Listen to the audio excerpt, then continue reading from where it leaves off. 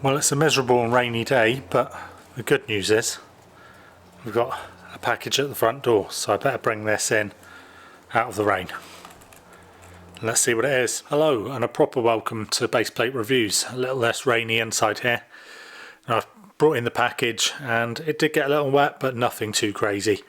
I actually do have a package which arrived a couple of days ago, which is much smaller than this one, but actually cost quite a bit more. But this is the exciting one. And if I get the box open, we should see a set which I think is going to help out a lot with Chinatown section of the city. Oh, and just here we can see that this is the Monkey Kid set, City of Lanterns. I picked this up for 200 Canadian dollars, which meant that I also qualified for this, which is the Jules Verne tribute to Jules Verne's books. Of course, the French writer famous for Around the World in 80 Days, 20,000 Leagues Under the Sea and Journey to the Centre of the Earth, amongst others. So I think that was a set that I've had my eye on for a fair while, City of Lanterns. It's completely modular, so all of these bits can be taken apart and laid out in a line. So I think it's going to be really good build experience, and then also pretty good for kind of modding and mocking afterwards. Now inside here, like I say, a bit more expensive than that set. So we've got 4 half base plates. So this was my parts order from lego.com, and then unfortunately they are all in one bag, but this is a considerable weight, just a huge bag of parts which are going to be used for building up a facade over here for tunnels that I'm going to have running. Also going to be able to build out level crossings for the trains just here, and that's going to be to the same kind of standards as just over there. So actually a huge parts order, and with that in mind I did pick up a couple of Sterilite containers just here in order to be able to sort the Lego a bit better. So although this definitely isn't quite as exciting as that at first appearance, this order, over 400 Canadian dollars worth of Lego, is going to be pretty useful. We will get to building that at a later date though. So I am really pleased I got this parts order from lego.com, but if I'd ordered this on Bricklink, the reality is that instead of it coming in just one huge bag, you know, the sellers there are actually fairly considerate and would normally kind of part it out into different bags, etc. So this is an awful lot of work. I'm going to need to sort this. I weighed it and it's coming in at over 2 kilos. So what's that? Just under £5 worth of Lego there. An awful lot of small pieces. So the first thing I'm going to need to do is actually just get this sorted a bit. I've got a load of sandwich bags here, so I think I'll get this poured out. I won't put you through the misery of watching me sort it, but let's at least see just how much this is once I pour it out onto the table.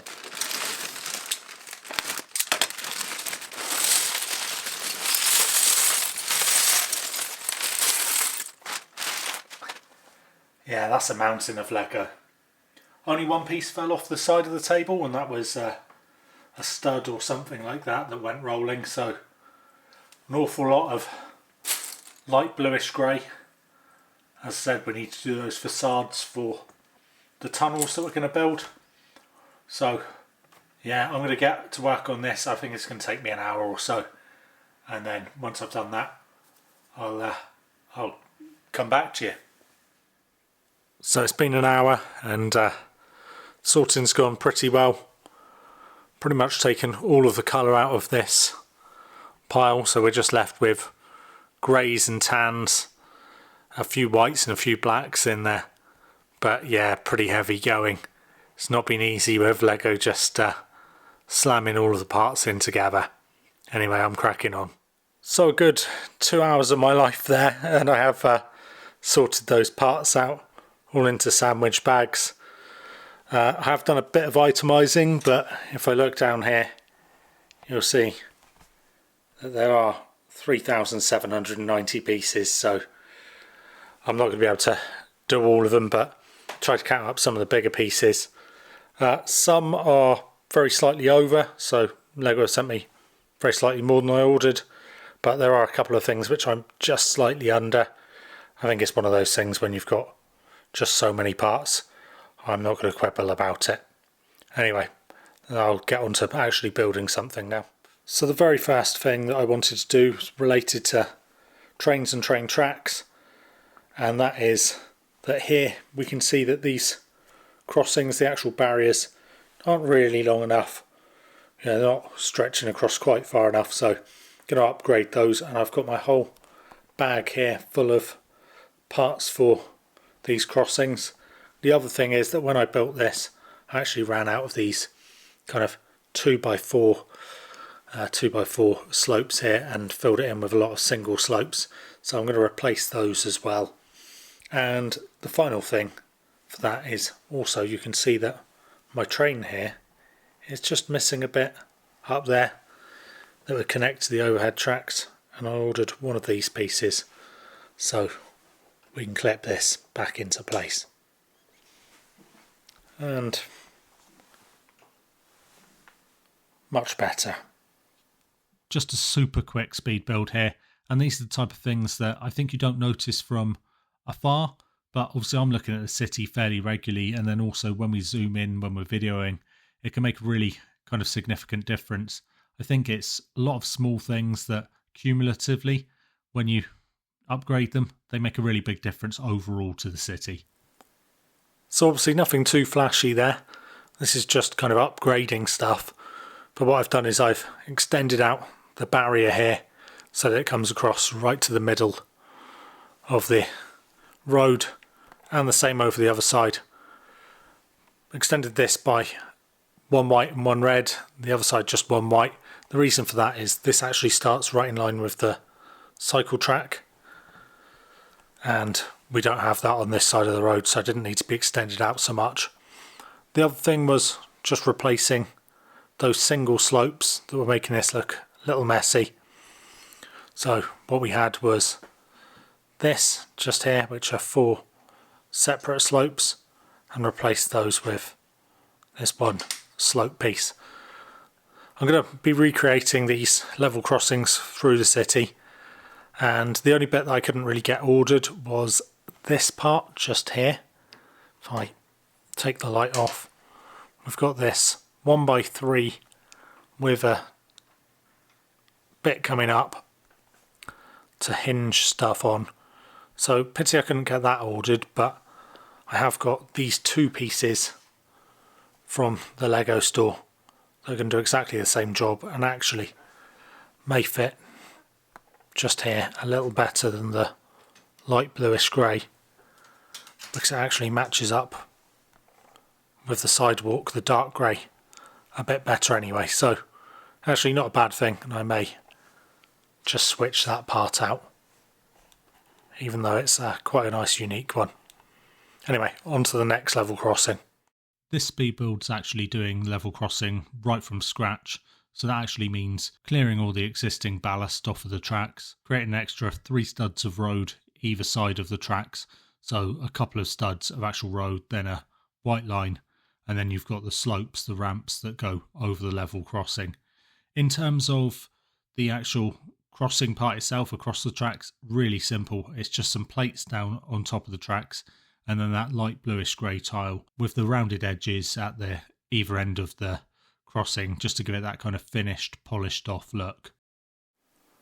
So you should be able to see that's a big change by putting in the level crossing. I think it looks pretty smart, apart from because I didn't order the right part, I've had to stick the barrier into that brown Technic brick with a hole in it, and I should have had if I just peel the light off that, I should have had this piece just here, which allows me to put the barrier in, and also another piece in that top section, and just looks a lot better as well.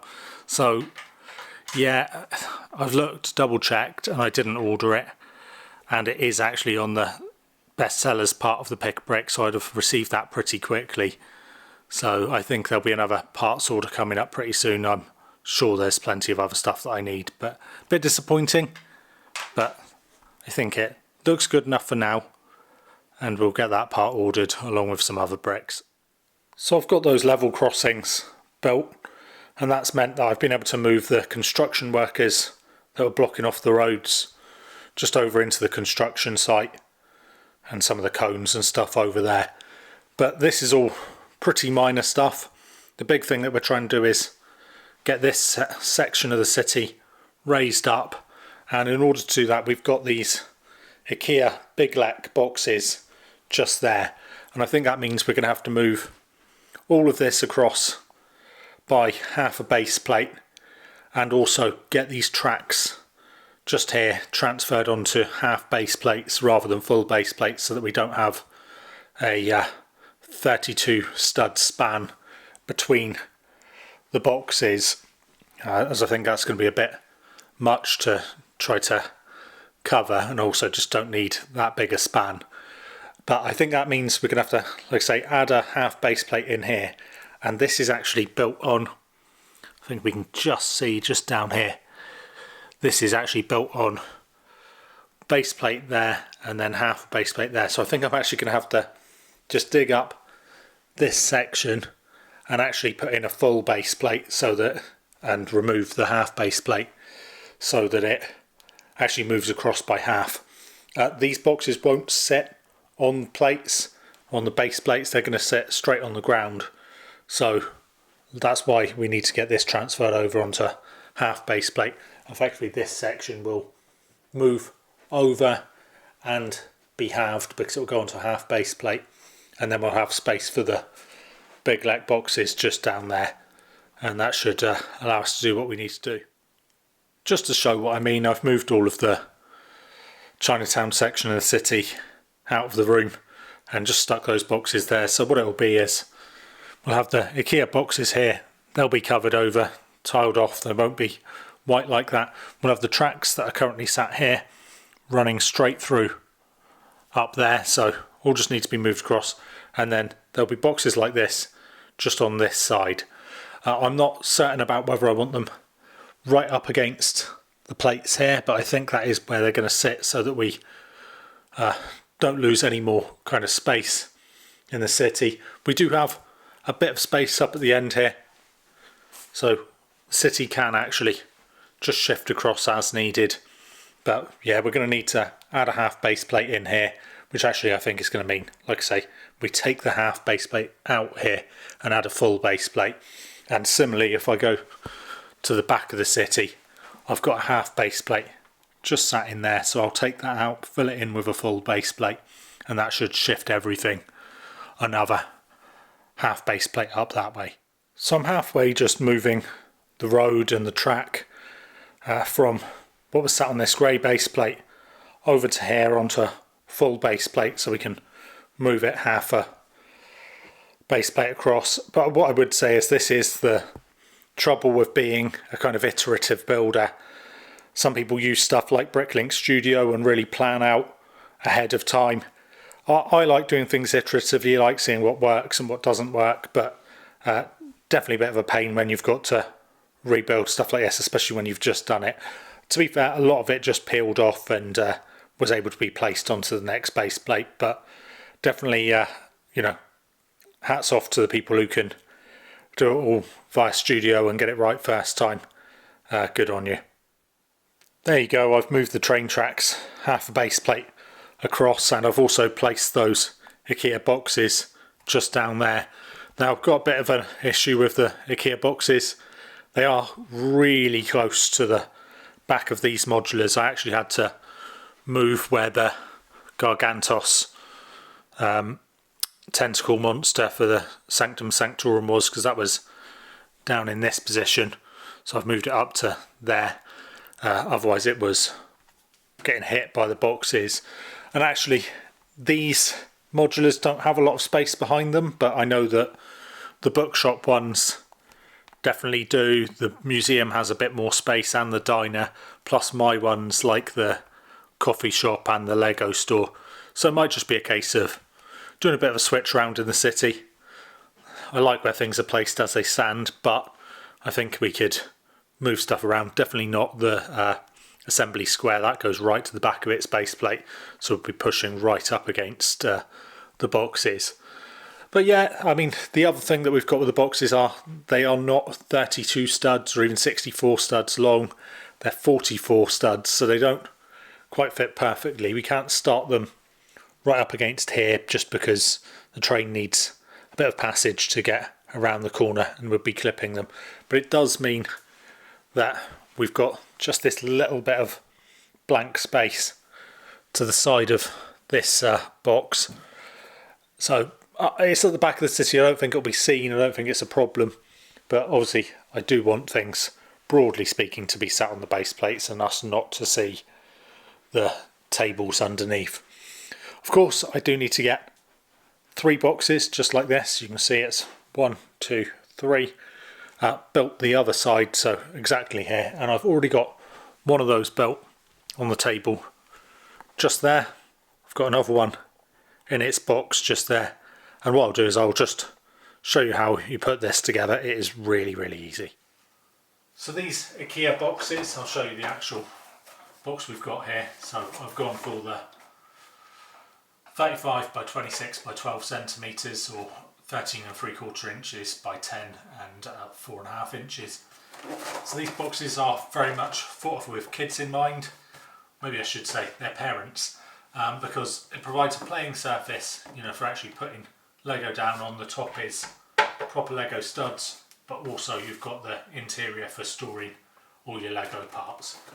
So it stops it being quite such a mess. It's really simple. There's only 6 parts to it, so the base, the top, and then the sides, and they all slot together really easily. So we'll start by slotting the sides together, and this is easier than Lego, to be honest. Really, really simple, and you can see it can be all built and put together in just a few seconds. So there's the sides. I can put the roof on already. It looks complete, but we have got the bottom of it just to clip together. I'll just turn it up the other way just so we can make sure it's all clipped together. And once I've done that,